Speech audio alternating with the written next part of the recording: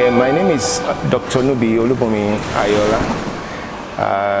I'm a research director at Nigerian Institute for Oceanography and Marine Research, and I'm also the head of department, Physical and Chemical Oceanography.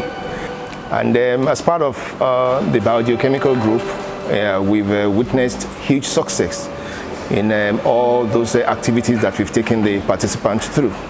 Yeah, we've been to Winneba, a community where we have mangroves, but due to a recent report that there has been a decline, in the population of mangrove in that area. So we decided to go and study the biogeochemistry of what is happening.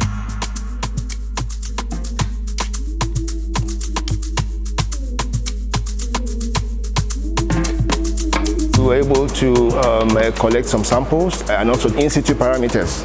So part of these samples that we've analyzed in the laboratory, particularly for carbon dioxide, for pH, and other physical chemistry, that we've been able to do. And looking at the entire process, I could confidently say that the exercise has been very impactful, particularly on the participants.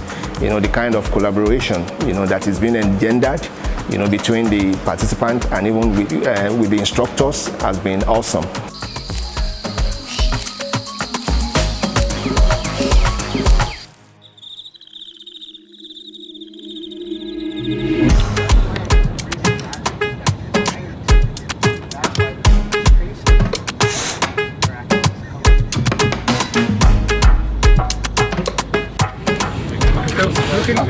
Collected water samples in here.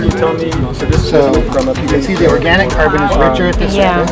It's surprisingly low down here. Low down here.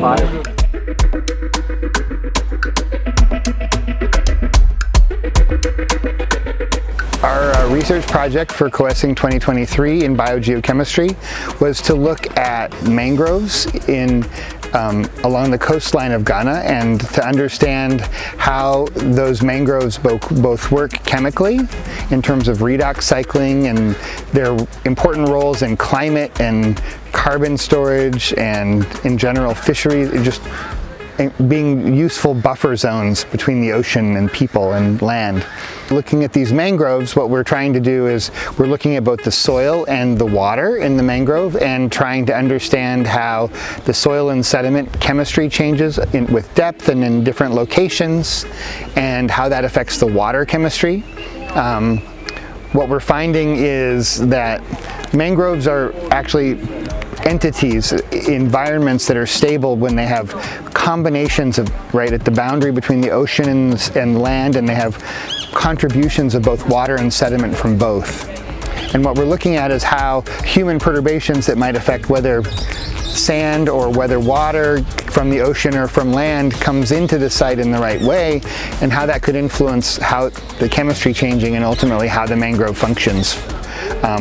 Our results are that the coastline of Ghana over the last 30 to 40 years that we have records from satellites, we see these incredibly large shifts in population. People are moving to the country, from the countryside to the city, and there's a lot more people. That urbanization is changing mangroves in really significant ways. In some cases, it might help carbon be stored in soil, in some unusual cases, but normally it probably is degrading the landscape, right? It's just really hard for the environment to stay pristine when there's people standing on it everywhere.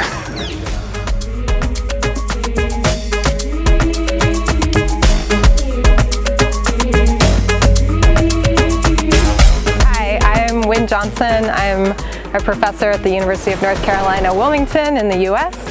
And this COESSING, I've been part of the biogeochemistry topic area. So a number of instructors, we worked together as a group to develop a project where we were looking at sediments and water from a lagoon and from a mangrove. And my particular area of expertise is in organic matter, and I'm particularly interested in how marine microorganisms transform organic matter in the ocean. So I use a lot of mass spectrometry, which is a hard piece of equipment to travel with. So we were using some other types of tools to look at organic matter. We used UV vis, so shining ultraviolet and visible light at a sample to see what wavelengths of light are absorbed by the organic matter in the samples that we were collecting.